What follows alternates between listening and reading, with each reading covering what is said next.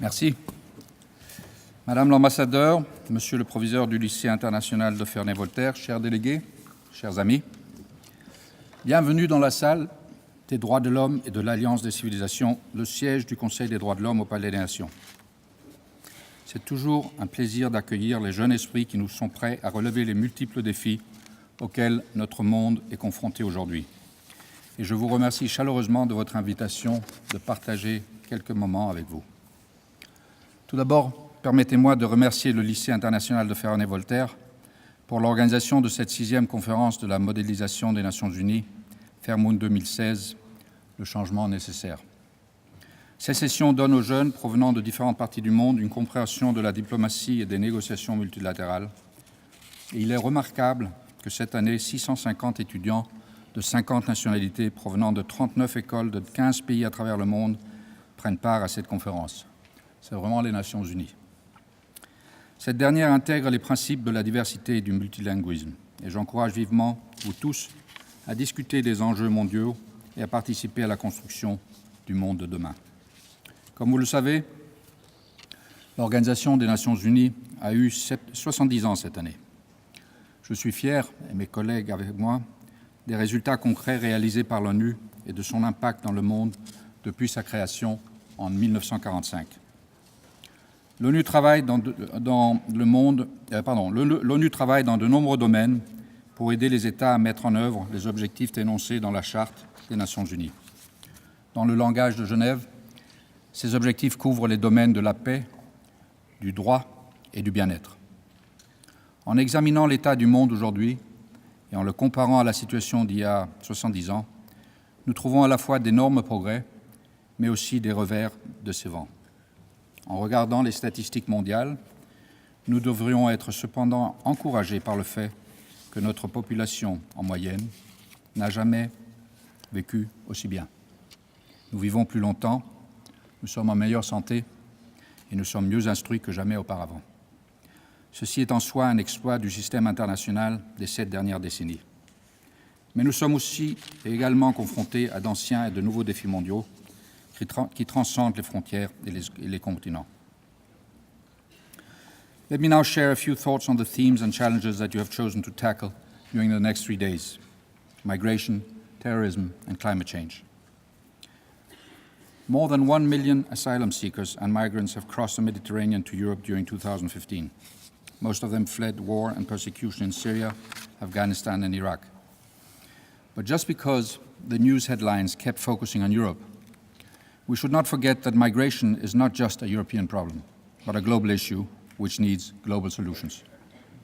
In search for solutions, meetings are already scheduled for 2016, including a conference on the Syria humanitarian crisis in London this next February, a Resettlement Plus conference in Geneva in March, the World Humanitarian Summit in Istanbul in May, and an international conference convened by the UN Secretary General during the General Assembly session to look at the broader issue of refugee flows and migration.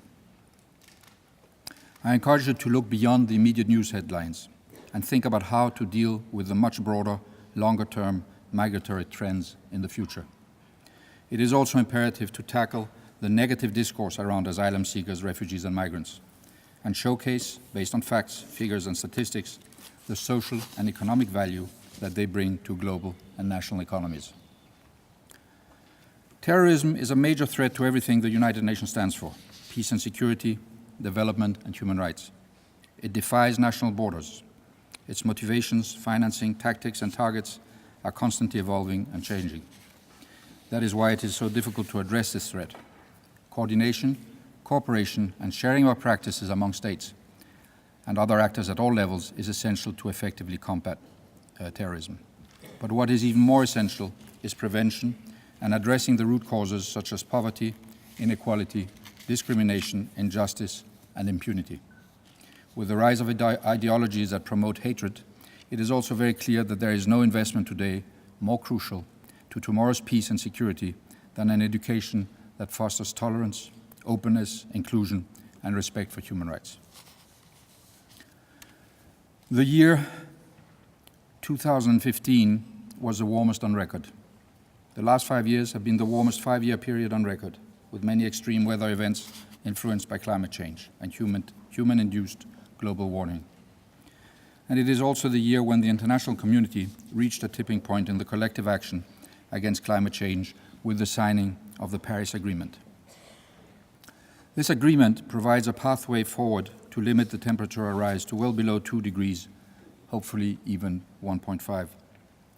The Paris document is truly monumental as it covers all countries, all emissions, and it solidifies international cooperation on climate change. It also provides the tools needed to address climate change and to adapt to its impacts. It will help us move forward and towards a more sustainable future. For you who are gathered here to practice your negotiation skills, the Paris Conference is also a perfect example of what diplomacy can achieve. It is significant that after previous failed attempts, this largest gatherings of world leaders ever on the global issue ended in a legally binding instrument that all countries agreed to. The real impact of the Paris Agreement will be demonstrated when it is implemented, of course. A giant step forward has been taken last month, although there is a long way to go before the pledges made in Paris will be put into action. To begin implementing their post-2020 climate action plans, countries will need to mobilize resources and make investments in low-carbon sectors. Action on climate needs to intertwine with the implementation efforts of the 2030 Sustainable Development Agenda and the Sendai framework for disaster risk reduction that we also agreed to during 2015. These frameworks are interlinked, and they are particularly interlinked in their implementation.